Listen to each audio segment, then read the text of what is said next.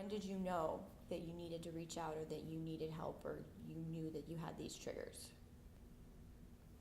It got to a point where I didn't want to be here on this earth, and I resorted to some other stuff, and then a couple days had passed by, and I kind of just was just alone with my thoughts for several hours, and it just clicked, if I wasn't gonna go and get help, no one was gonna help me.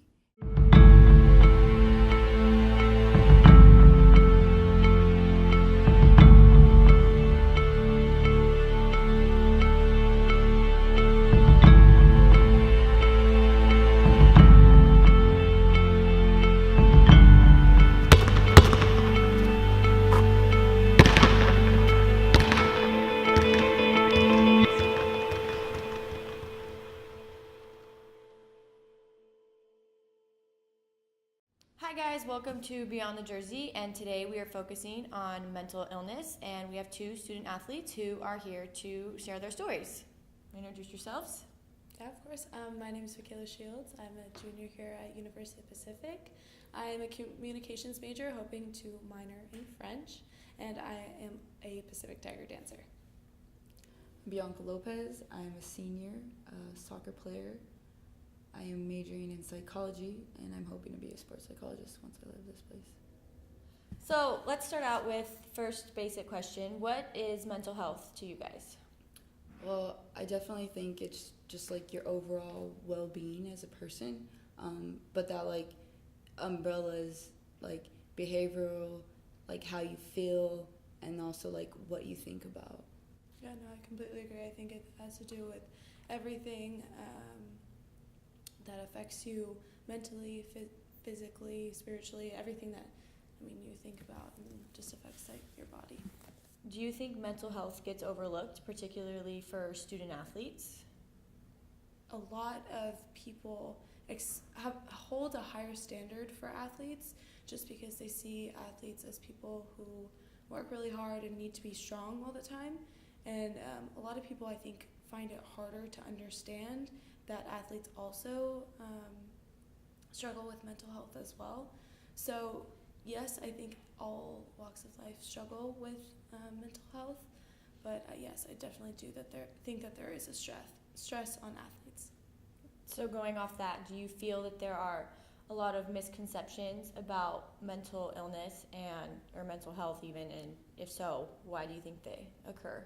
People think mental health is just very specific, when it could stem from eating disorders. It could stem from abuse of alcohol or other substances, and it could be hereditary, or it could be something that some traumatic event happened in their life and now they're having these issues. So it affects more than just the common individual who may just be dealing with some type of depression or anxiety. Do you have any personal experiences that have shaped how you think and talk about mental health? I've been struggling with anxiety and depression ever since my high school career, and in high school, after a while, having my family as a support group, people that I loved, I started really getting a lot better, and figuring out all, like you said, my triggers and knowing what made me upset. But the hardest part that I thought I was all okay, wrapped up in a little bow, I'm strong, I got this now.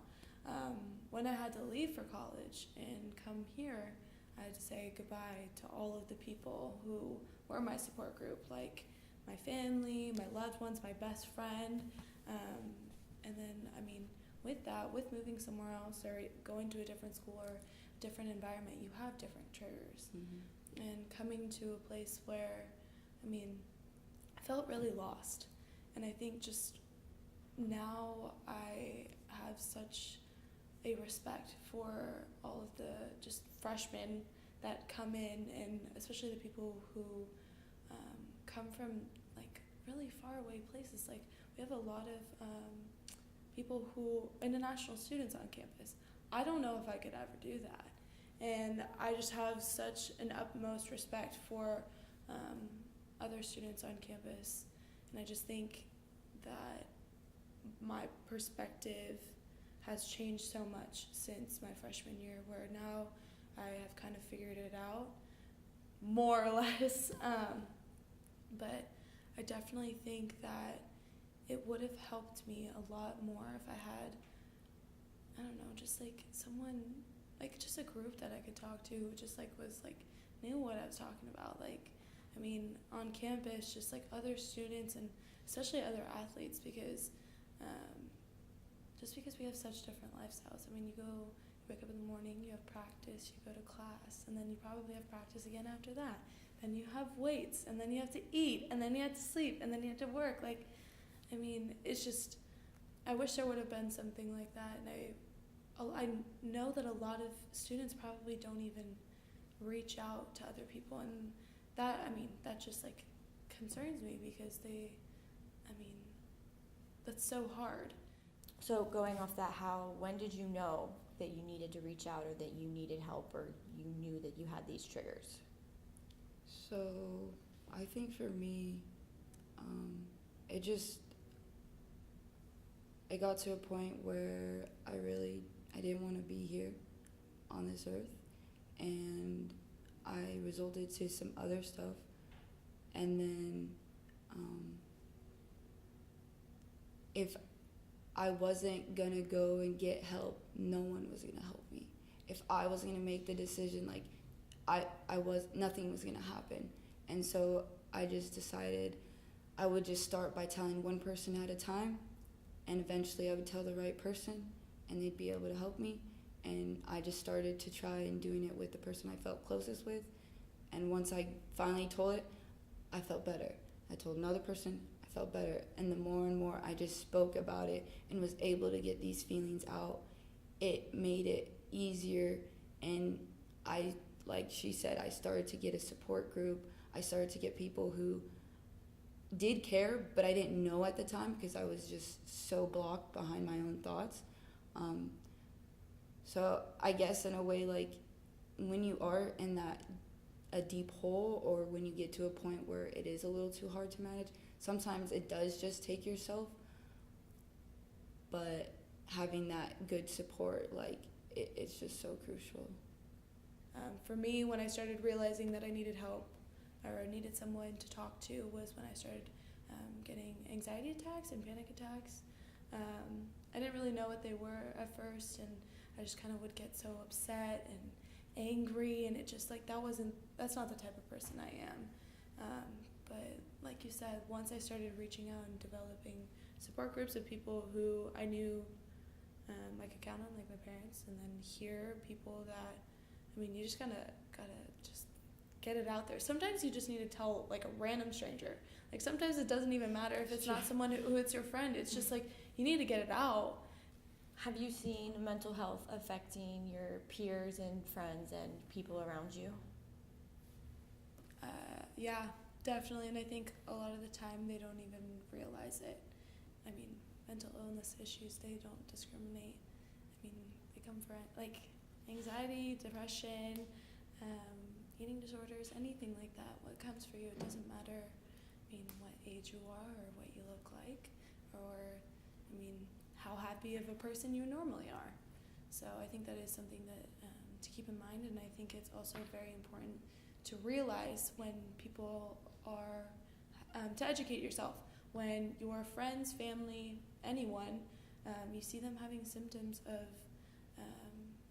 mental illness, and it's not just like they're like having a bad day, but just kind of knowing the difference. I think that's super important.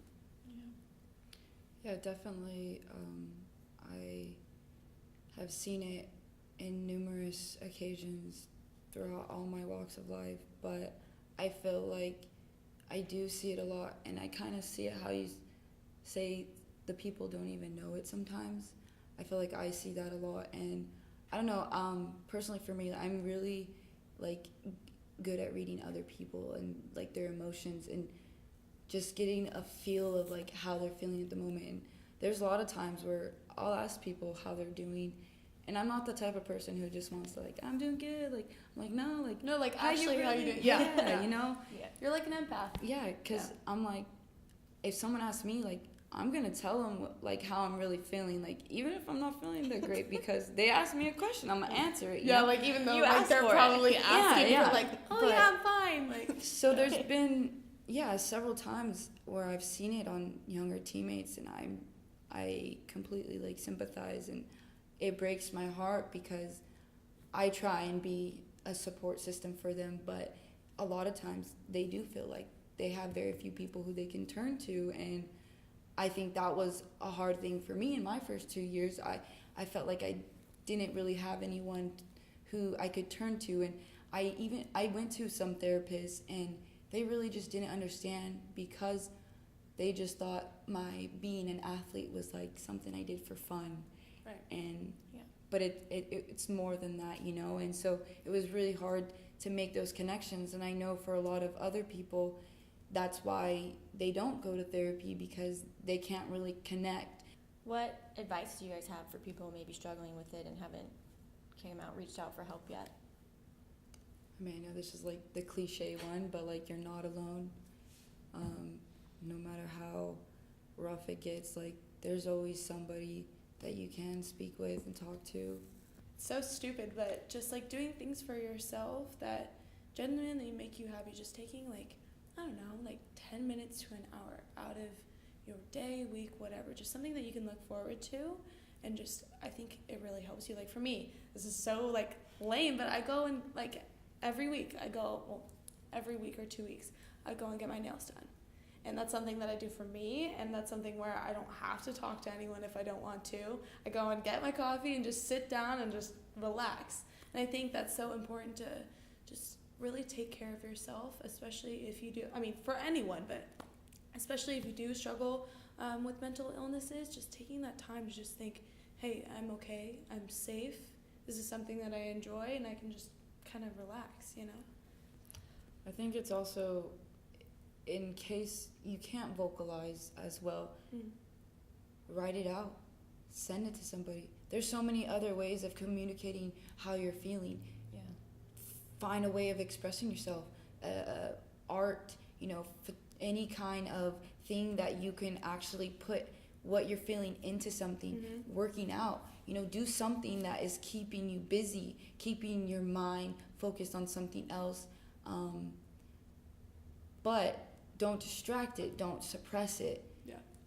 Feel it, channel it, and put it towards something that is going to be positive and benefit you. Yeah, definitely. Like, if you can, feel it in a positive way. And, I mean, I don't necessarily think that, like, if you're at the darkest, lowest point of your life, don't feel it in that second. Maybe not call someone or text. I mean, I know that now there's, like, hotlines, but maybe for, like, when you realize what's going on, you can, like especially when you have your triggers, like paint. Like, I'm awful at coloring. I have a coloring book, and all I do is I color. I mean, like, I color within the lines, and that's what helps me. I'm a terrible artist, but maybe for other people, it's working out, going and kicking a ball, going and, I don't know, doing handstand. Who knows? Yeah, some fishing. Yeah, whatever. just doing something and just being active, and just being active within your body and grounding yourself and channeling those emotions out into the world and get them out. I think that's so important.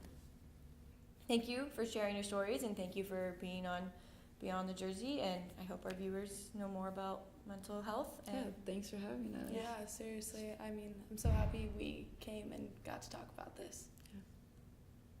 thank you for watching another episode of Beyond the Jersey, and tune in next week.